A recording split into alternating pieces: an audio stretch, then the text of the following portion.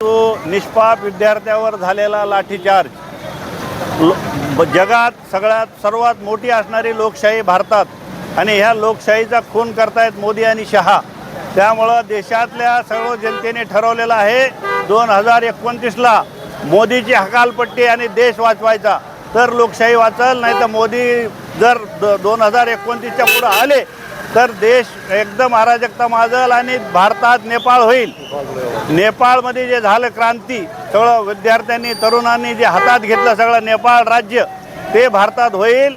जगातल्या सर्वात मोठ्या लोकशाहीच्या देशात असं कधीही घडलं नाही, ते घडेल।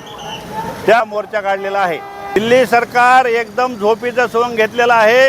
दिल्ली सरकार कुंभकर्णाच्या झोपीत आहे। त्याला कुठलीही संवेदना राहिलेली नाही।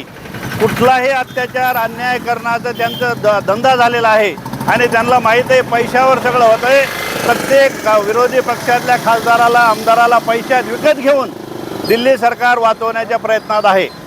राजीनामा त्यांच्याकडे घ्यायची पद्धतच नाही, कारण ते हुकुमशाह आहेत। मोदी हा हुकुमशाह आहे, तो लोकशाहीतला पंतप्रधान नाही, हुकुमशहाचा पंतप्रधान आहे। विद्यार्थ्याच्या गेल्या 15 ते 20 दिवसापासून विद्यार्थी त्या ठिकाणी त्यांच्या मागण्या करीत आहेत। काल जो प्रकार झाला त्यांच्या मागण्या करीत असताना त्या ठिकाणी जो लाठीचार्ज झाला त्याचा निषेध म्हणून राष्ट्रवादी काँग्रेस पवारसाहेब गट व आमचे नेते माननीय पवारसाहेब यांनी त्या ठिकाणी जाऊन जाहीर पाठिंबा व्यक्त केला।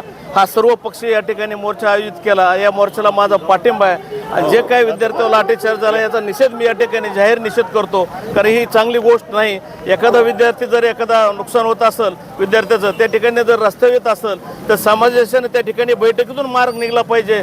प्रश्न ह्या बैठकीतून सुटला जात असतो, चर्चेतूनच सुटला जातो। तो निर्णय शासनाने घ्यावा अशी मी शासनाकडून या ठिकाणी अपेक्षा व्यक्त करतो।